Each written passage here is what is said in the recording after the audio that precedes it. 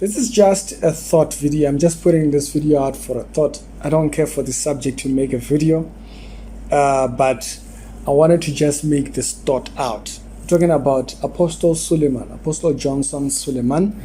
There's been new leaked audios of a guy who got a call from Apostle Suleiman, who was a drummer. The guy was a drummer at Apostle Suleiman, and he got a call from Apostle Suleiman threatening his girlfriend, not even his girlfriend, his fiance, okay? Threatening his fiance who used to work, who was, when he was still at the church, and whom he was, I guess they were engaged. I don't know if they were engaged, but they were called fiance. That's what I heard.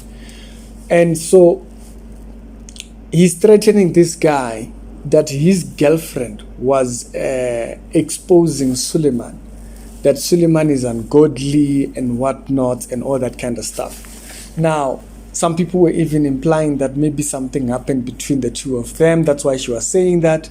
Now, that's not the subject of the day. That's not what I want to talk about, whether there is a part of the audio that implies that or what.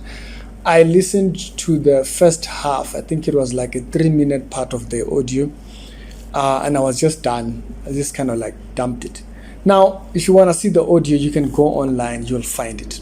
Here, I'm only going to do a breakdown and why I am baffled at the church members of Suleiman, to be honest with you. Number one, what is the one thing that comes off? Suleiman is talking to the boyfriend, the fiance. I need to stop saying boyfriend.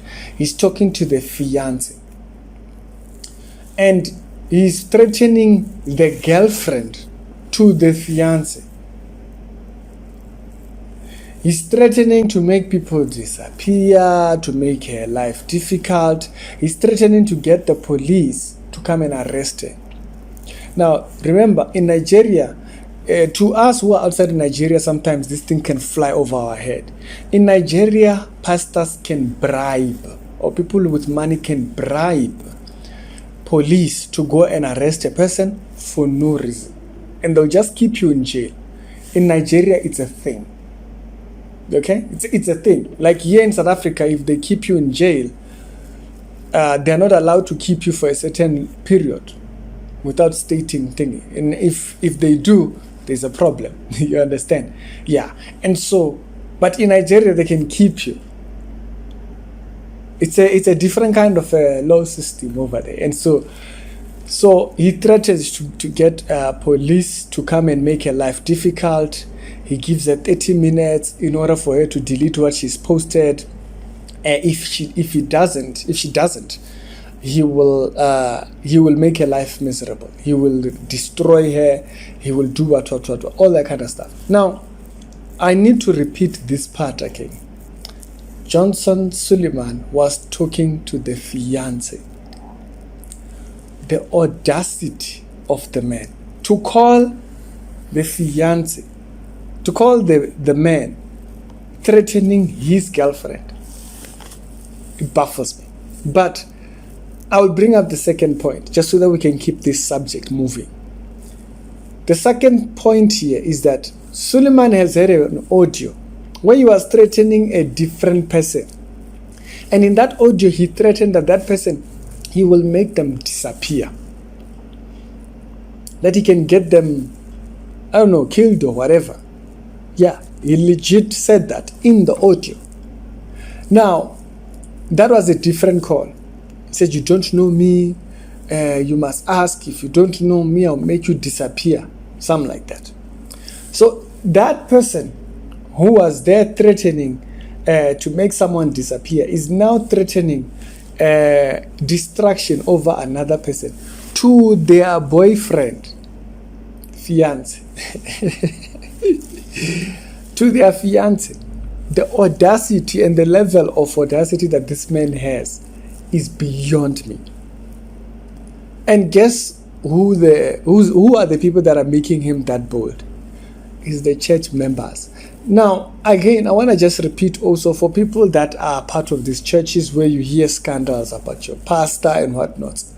The thing that they don't understand is when they reference false prophets, To them, they are thinking far away. They are thinking Islam. They are thinking all these gospel musicians, all these musicians who are out there portraying God in a bad light.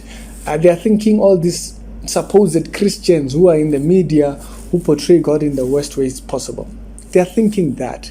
They are thinking Hinduism. They are thinking Hare Krishna. They are thinking all this extreme of the opposite. They are not thinking false prophet within Christianity.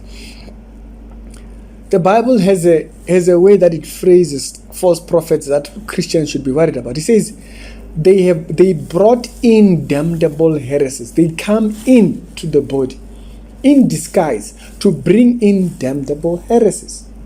Things that are absurd, things that you wouldn't even think possible. They bring them in. But the problem is that they are looking too far. They think, no, a false prophet must be someone else. They don't think their papa is the one who is a false prophet.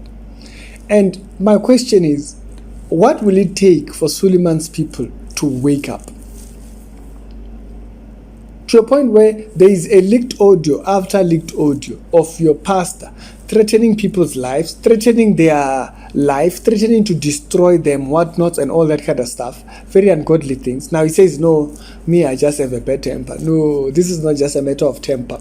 It's that this person is a false prophet. This is legit who they are.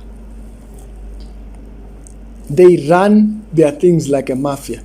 You remember at one particular point when Suleiman, back I think 2015, 2012 or so, 2013, 2015, when he got arrested and he was threatening that if he puts out a word to his church, because of how many church members he has, his church members will go and destroy the city, and the destruction that they will cause in the city will take 15 years to recover from.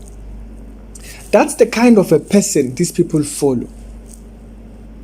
And they think this person is Christ-like. And so, at a certain point, we have to realize, I don't think we are talking to Christians or people that are even interested in Christianity here. You are talking to unbelievers.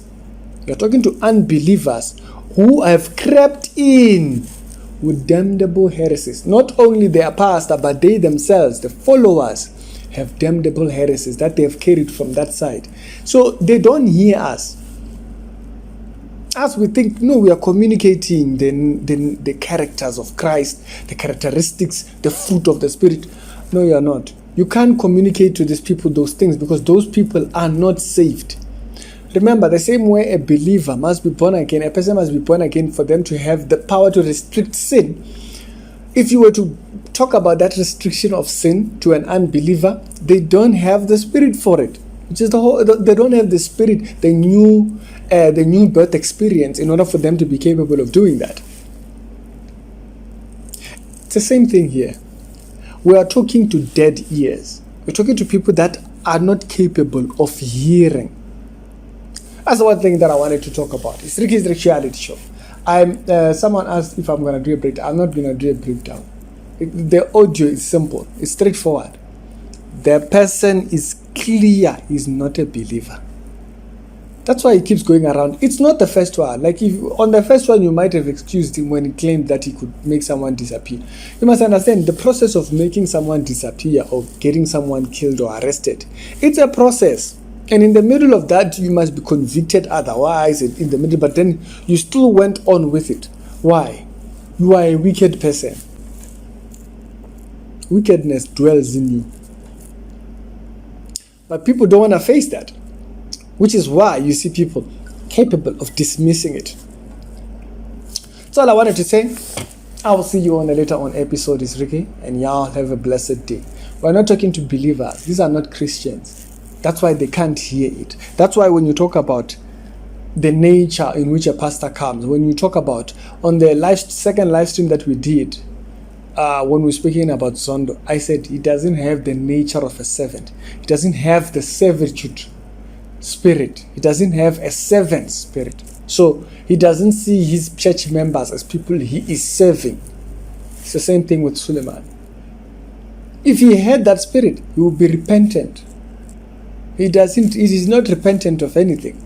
He comes out to apologize only to swipe the entire thing under the rug. It's Ricky, and I'll see you later on. Yeah, be blessed. Have a wonderful one. It's not load shedding. Eskom has just been switching us off for hours, and so I'm going back to my mode of preserving the battery and not trying to use too much of it. So in case they do the same thing for the last, because we did have 60 hours where we didn't have lights. So in case they're doing that, I'm a little bit charged up today, and I'll see you later on.